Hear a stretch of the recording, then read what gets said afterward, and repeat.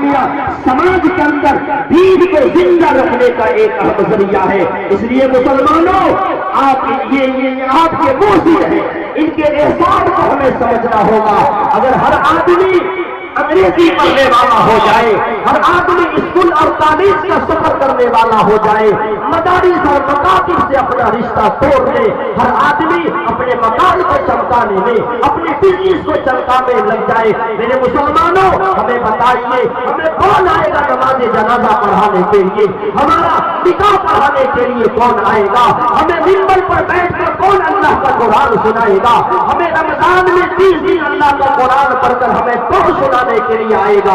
मेरे भाइयों, ये वो जमात है, ये अल्लाह की वो बरगुज़ीदा बंदे हैं जिन्होंने टूटी चटाई पर बैठकर, फटे पुराने कपड़े पहनकर और सूखी रोटियां चबाकर इस कुरान को अपने सीने में लगाकर आपके सामने लेकर आता है। हमें इनके एहसानात को समझना पड़ेगा, इनकी कुर्बानियों को समझना पड़ेगा, इन्हें हमें घटिया नहीं समझना है, हमें समाज के अंदर इसे नीची नजर से नहीं देखना है। ये अल्लाह के वारिस है, ये अंबिया के वारिस है।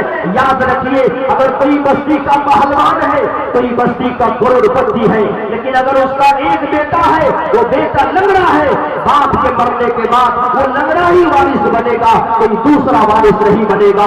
मुहम्मद रसूलुल्लाह के दुनिया से जाने के बाद ये अंबिया ही इस दीन के वारिस है और कोई दीन का वारिस नहीं बन सकता है।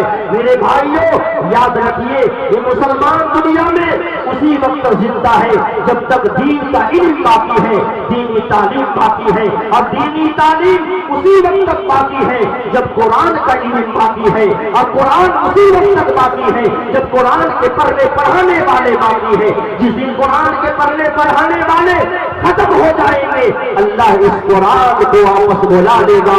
दुनिया में कोई कुरान पढ़ाने वाला नहीं होगा, दीन की तालीम देने वाला कोई दुनिया के अंदर मौजूद नहीं होगा। अल्लाह इस कायनात के निजाम को बिगाड़ देगा। इसलिए मुसलमानों, कुरान से अपना रिश्ता जोड़ने की कोशिश कीजिए, कुरान से करीब होने की कोशिश कीजिए।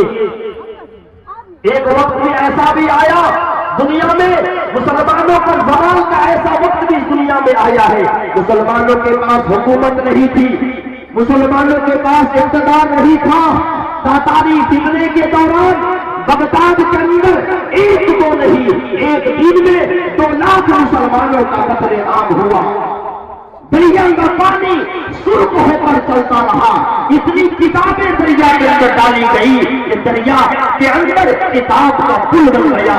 लोग सवारी लेकर गुजरते थे, लेकिन जब उन्होंने देखा जालिमों ने कि दरिया में डालने से हमारा मसला हल होने वाला नहीं है, हमने दरिया में तो कुरान को डाल दिया, लेकिन एक मासूम सा बच्चा बिस्मिल्लाह से शुरू करता है और वह नाम करता चला जाता है, हम इसके सीने से कुरान को कैसे निकाल पाएंगे, ये फिक्र उन्हें नामनगीर हो गई। और मुसलमानों, एक अदना सा मासूम बच्चा आज की तारीख में पूरी दुनिया में कुरान एक ऐसी किताब है जिसके हाफिज आपको मिलेंगे, वरना किसी किताब का हाफिज आपको पूरी दुनिया में नहीं मिलेगा। ये अदना सा मासूम बच्चा, आपका बेटा, एक छोटा सा मासूम बच्चा इस 30 पारे कुरान को अपने सीने के अंदर महफूज कर लेता है। ये कुरान की सदाकत और उसकी हक़ानियत की दलील नहीं है तो और क्या हो सकती है। मेरे भाइयों, ये कुरान है, इस कुरान करीम को अपने सीने से लगाने के लिए, इस कुरान करीम को जिंदा रखने के लिए उलमाए कराम की कुर्बानियां दी है। ये हाफिज कुरान, आपको मालूम है, हमने तारीख का मुताला किया है, जस्टिस तकी उस्मानी पाकिस्तान के जय्यद उलमा है, उनकी किताब का मुताला करके देखिए। आज जो दुनिया के हालात है, आज इन मदारिस को, इन मकातिब को मिटाने के लिए, इनके निसाब को बदलने के लिए कैसे कैसे प्रोपेगेंडे चलाए जा रहे हैं। मौलाना जस्टिस मुफ्ती तकी उस्मानी अपने खुतबात के अंदर लिखते हैं कि जब मुझे बगदाद जाने का वास्ता पड़ा, मैं बगदाद जाकर मैंने उस शहर के अंदर दाखिल हुआ। वहां के लोगों से मैंने कहा कि भाई, यहाँ पर कोई ऐसा मदरसा है, कोई दीनी मरकज है जहाँ दीनी तालीम हो, हमें उसकी जियारत कराई जाए। लोगों ने कहा, मौलाना, यहाँ पर कोई मदरसे का नामो निशान नहीं है, सारे मदारिस को اسکول اور کالج میں بدل دیے گئے ہیں۔ میں نے کہا مجھے اس اسکول اور کالج کا پتہ دیا جائے۔ میں جب اس اسکول اور کالج کے اندر داخل ہوا، وہاں بھی اسلامیات اور دینیات کی تعلیم ہو رہی تھی۔ وہاں کے پڑھانے والے اساتذہ، وہاں کے معلمین کو دیکھ کر ایسا محسوس ہونے لگا کہ علماء تو دور کی بات ہے، پتہ نہیں مسلمان ہے یا نہیں ہے۔ جب وہاں سے میں مایوس ہو کر بغداد کے دوسرے شہر میں گیا، میں نے کہا اگر کوئی مدرسہ نہیں ہے، کوئی مکتب نہیں ہے، تو ہمیں کسی ایسے اللہ کے ولی سے ملاقات کرائیے جو پرانے خیال کے ہو، پرانے زمانے کے تعلیم دینے والے ہو۔ انہوں نے کہا کہ سامنے جنید بغدادی رحمت اللہ علیہ کی مزار ہے، وہاں پہ چھوٹا سا ایک مکتب ہے، وہاں آپ چلے جائیے، وہاں پرانے خیال کے عالم دین ہے۔ وہاں جانے کے بعد جب ہم نے ان کے چہرے کو دیکھا، ان کے جسموں کو دیکھا، خدا کی قسم ایسا محسوس ہو رہا تھا کہ ان کے پاس بیٹھنے کے بعد کوئی اللہ کا ولی بیٹھا ہو۔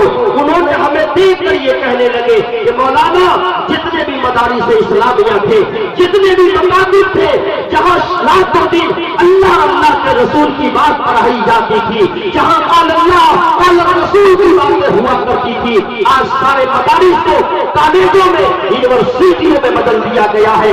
اب وہ کتاب نہیں ہے جو آپ پڑھاتے ہیں۔ انہوں نے کہا آپ کہاں سے آئے ہیں؟ انہوں نے کہا میں پاکستان دارالعلوم سے آیا ہوں۔ انہوں نے کہا کہ وہاں کون سی کتاب پڑھائی جاتی ہے؟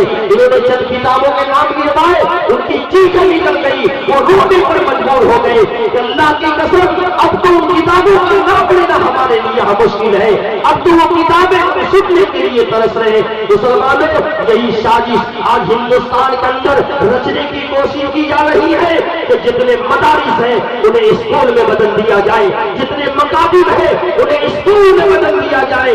یاد رکھیے میرے بھائیوں، جس دن اس مدارس کو، مکاتب کو اسکول میں بدل دیا گیا، پھر ہماری نسلوں کی ایمان کی حفاظت اور قرآن کا پڑھنا ہمارے لیے مشکل ہوگا۔ میرے بھائیوں، یہ قرآن دنیا میں عزت دینے کے لیے آیا ہے، سماج میں گرے ہوئے انسانوں کو اٹھانے کے لیے آیا ہے۔ جو انسان اللہ سے دور ہے انہیں اللہ سے قریب کرنے کے لیے آیا ہے۔ وقت مجدد امام مالک رحمت اللہ علیہ فرماتے ہیں کہ جس طریقے سے پچھلی امتوں کی اصلاح اس قرآن کریم سے ہوئی ہے، آج بھی اس امت کی اصلاح قرآن کریم سے ہوگی۔ آج مسلمان دنیا کی منڈی میں بے وقت ہے، بے اثر ہے، بے قیمت ہے۔ آج مسلمانوں کی عزت و آبرو سے کھیلا جا رہا ہے، آج مسلمان کی مساجد کو گرایا جا رہا ہے، مسلمان کی مکاتب کو گرایا جا رہا ہے، مسلمان بیٹیوں کو نشانہ بنایا جا رہا ہے۔ کبھی دھرم کے نام